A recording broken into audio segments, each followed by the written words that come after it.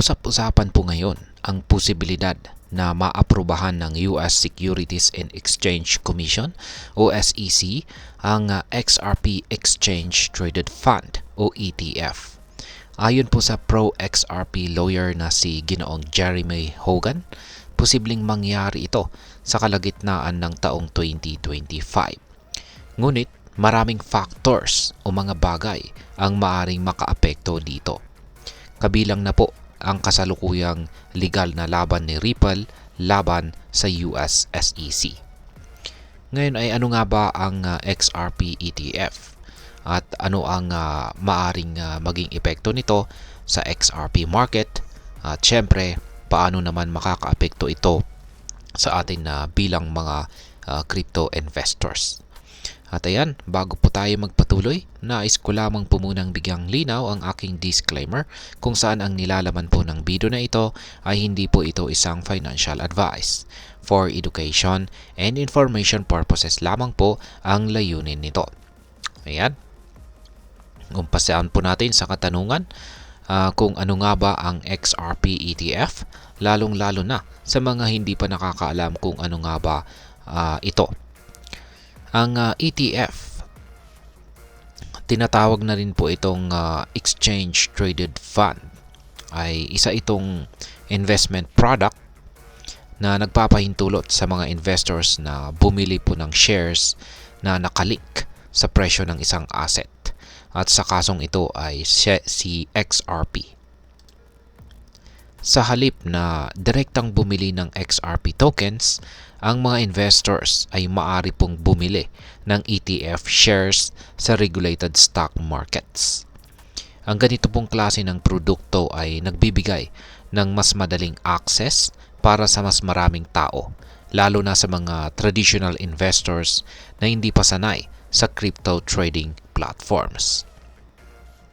Ngayon ay bakit naman po mahalaga ang XRP ETF? Yan, meron po tayong tatlong mga bagay kung bakit mahalaga ito. Unang-una ay ang pagtaas ng market accessibility. Kung maaprubahan po ang XRP ETF, ay magiging tulay ito para sa mga mainstream investors na gustong mag-invest kay XRP nang hindi kinakailangang dumaan sa mas komplikadong proseso ng pagbili at pag-store ng crypto tokens. Pangalawa ay ang tinatawag po na regulatory stamp of approval.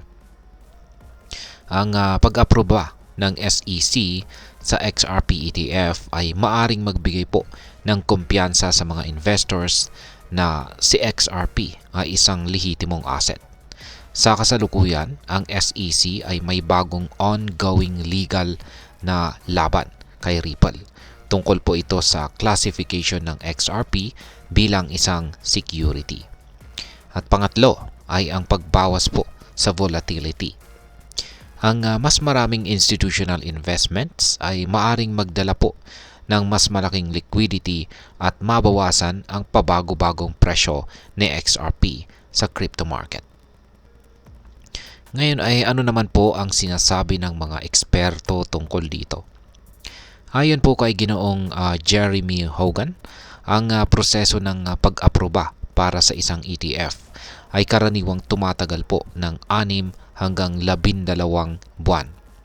Gayunpaman, ang desisyon para sa XRP ETF ay malamang na maapektuhan ng resulta ng Ripple case appeal kung saan ay inaasahang mariresolba pagsapit po ng January 2025. Kaya next year, kung magiging pabor ang resulta, posibleng maaprubahan po ang XRP ETF pagsapit po ng tag-init ng taong 2025. Sa kabilang banda, ang Bitwise Asset Management ay nag-file ng kanilang XRP ETF application at nagpahayag po ng kumpiyansa na may viable path para maaprubahan ang kanilang proposal. Ayon po sa kanilang Chief Investment Officer na si Ginoong Matt Hogan, ang XRP ETF ay dinisenyo upang mapakinabangan ang matibay na suporta ng XRP community at ang technological na pundasyon nito. Ayan.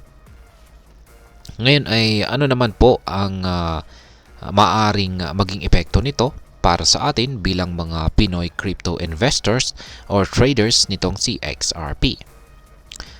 Ang XRP ETF ay maaari pong magdulot ng malaking epekto sa tatlong paraan na ito. Kaya unang-una ay mas malawak na access. Kung maaprubahan ang XRP ETF, mas maraming Pilipinong investors ang magkakaroon po ng pagkakataon na mag-invest kay XRP sa mas regulated at maayos na paraan. Ang mga traditional investors na hindi po komportable sa paggamit ng crypto wallets ay maaring makinabang dito.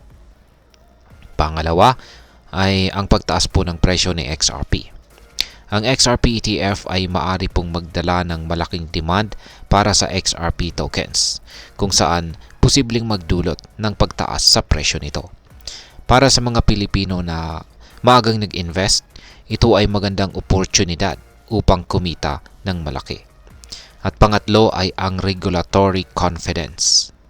Ang XRP ETF ay magbibigay po ng indikasyon na si XRP ay ligtas at lehitimong asset.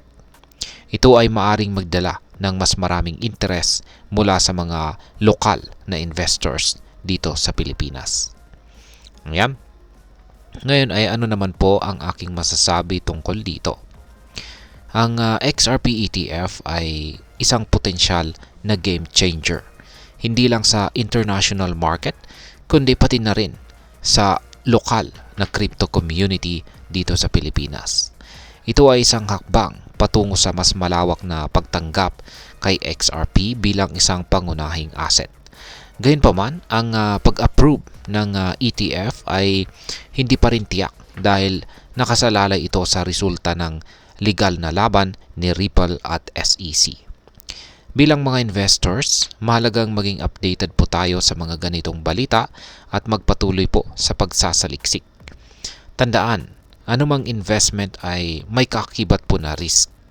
Kaya't mag-invest ng may tamang diskarte at huwag kalimutang isaalang-alang ang long-term potential ng ating mga holdings. At ayan, hanggang dito na lamang po tayo sa video na ito mga ka-crypto. Sana po ay inyong nagustuhan ang aking paliwanag sa video na ito. Marami pong salamat sa panonood.